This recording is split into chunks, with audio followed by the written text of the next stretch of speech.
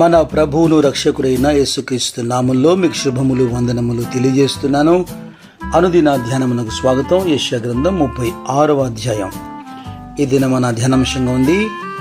ఈ అధ్యాయంలో ఉన్న అంశాలన్నీ కూడా రాజులు 2వ గ్రంథం 18వ అధ్యాయం 13 నుండి 37 వచనాల్లో, అలాగే దినవృత్తాంతములు 2వ గ్రంథం 32వ అధ్యాయంలో కూడా మనం చూస్తాం. అషూరు రాజు అయినటువంటి సన్హెరీబు యూదా దేశంలోని ప్రాకారము గల పట్టణములను పట్టుకున్న తర్వాత యెరూషలేము మీద కూడా తన సైన్యాన్ని పంపాడు. అవి హిజ్కియా పరిపాలిస్తున్నటువంటి రోజులు. ఈ అధ్యాయంలో మనము సన్హెరీబు మాటలు వింటే, ఒకటి, తను తాను హెచ్చించుకుంటూ కనపడతాడు. రెండవది, దేవుని ప్రజలకు, ఇజ్రాయిళ్లకు అబద్ధపు ఒక వాగ్దానాన్ని చేస్తున్నాడు. అషూరు చేతిలో నుండి తమల్ని విడిపించమని, తమకు సహాయం చేయమని యూదా ప్రజలు ఐగుప్తును ఆశ్రయించిన మాట వాస్తవమే. అదే మాటలు ఇక్కడ సన్హెరీబు పలుకుతూ, నలిగిన రెల్లు వంటి ఐగుప్తును నమ్ముకుంటున్నావు కదా, అయితే ఆ ఐగుప్తు రెల్లు వంటిది. ఒకడు దాని మీద ఆనుకున్నడలా అది వాని చేతికి కుచ్చుకొని దూసిపోవును.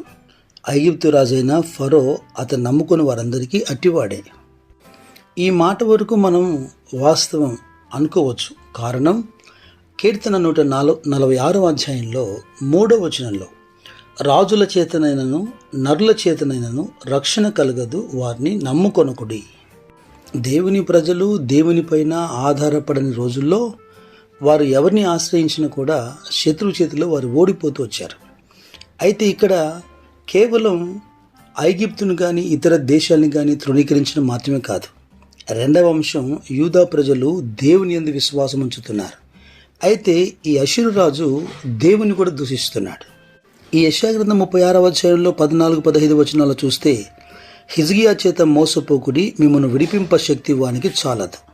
యెహోవాను బట్టి మిమ్మల్ని నమ్మించి యెహోవా మనల్ని విడిపించును, ఈ పట్టణము అషూరు రాజు చేతిలో చిక్కకపోవునని హిజ్కియా చెప్పుచున్నాడే.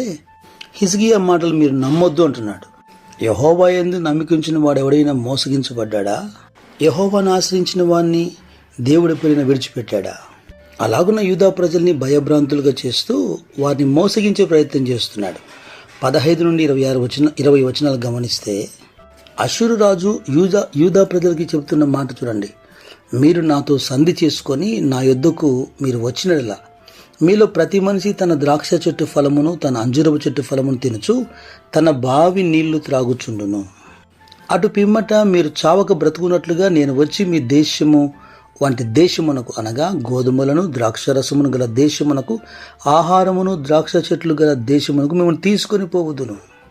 దేవుని అనుమతి చేతనే నేను మీ మీదకి వచ్చాను. దేవుడు నా పక్షమున ఉన్నాడు. దేవుని సెలవు లేకయే నేను యుద్ధానికి వచ్చానా అంటూ వారిని మోసగిస్తున్నాడు.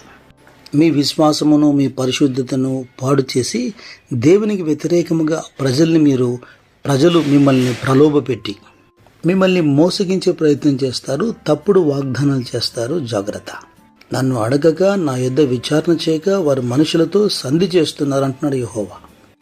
మత్తయి సువార్త 4వ అధ్యాయంలో 9వ వచనంలో, యేసుక్రీస్తు ప్రభు ఉపవసించి ప్రార్థిస్తున్నటువంటి రోజుల్లో అపవాది అయినటువంటి సాతాను ప్రభుని శోధిస్తూ, నీవు సాగిలపడి నాకు నమస్కారం చేసినలా వీటన్నిటిని నీకు ఇచ్చేదనని ఆయనతో చెప్పగా, ప్రభువును ఒక ఎత్తైన కొండ మీద తీసుకెళ్లి ఈ లోక రాజ్యములన్నిటినీ వాటి మహిమను చూపించి, నీవు నాకు సాగిలపడి నమస్కరిస్తే వీటన్నిటిని నీకు ఇస్తాను అంటున్నాడు. ఈ అబద్ధపు ప్రమాణాలను దేవుడు తిరస్కరించాడు. ప్రభువు వాణ్ణి గద్దించాడు. వాడు ప్రభు దగ్గర నుంచి దూరంగా పారిపోయాడు. భక్తుడైనటువంటి యోహాను తన మొదటి పత్రికలో 4వ అధ్యాయంలో ఇలా రాస్తున్నాడు. మొదటి వచనంలో, ప్రియులారా, అనేకములైన అబద్ధ ప్రవక్తలు లోకములోనికి బయలువెళ్ళి ఉన్నారు గనుక ప్రతి ఆత్మను నమ్మక, ఆయా ఆత్మలు దేవుని సంబంధమైనవో కావో పరీక్షించుడి. మిమ్మల్ని ప్రేరేపిస్తున్నటువంటి ఆత్మ అది దేవుని సంబంధమైందో కాదో మీరు పరిశీలన చేయాలి.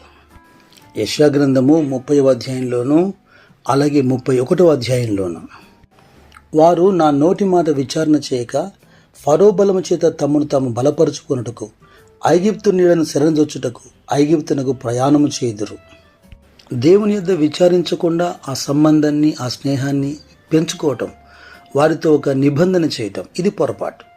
రెండవది 31వ అధ్యాయంలో ఇజ్రాయేలు పరిశుద్ధ దేవుని లక్ష్యపెట్టక యెహోవా యొద్ద విచారించక సహాయం నిమిత్తము ఐగుప్తుకు వెళ్ళటం, ఐగుప్తును ఆధారం చేసుకోవటం, అనగా ఈ లోకములో ఉన్న మనుషులను ఆశ్రయించటం.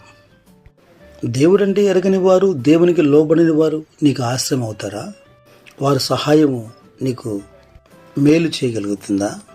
అష్షూరు చేతిలో నుండి దేవుని ప్రజలను ఏ విధంగా ఆయన విడిపించాడో తరువాత అధ్యాయంలో మనం ధ్యానం చేస్తాం. యూదావారు దేవుని మీద ఆధారపడక ఎందరి రాజులను ఆశ్రయించినా ఓడిపోతూనే వచ్చారు. ఎప్పుడైతే దేవుని మీద ఆధారపడ్డారో, నిజ దేవుణ్ణి ఆశ్రయించారో ఆయన ఆశ్చర్యకరంగా వారికి సహాయం చేశాడు. మీరును ఆపత్కాలములో ఆయన నమ్ముకొనండి, ఆయనను మాత్రమే ఆశ్రయించండి. తనకు నిజముగా మొరుపెట్టే వారికి ఆయన సమీపముగా ఉన్నాడు. ఆయన తప్పగా వారి సహాయంకు వస్తాడు.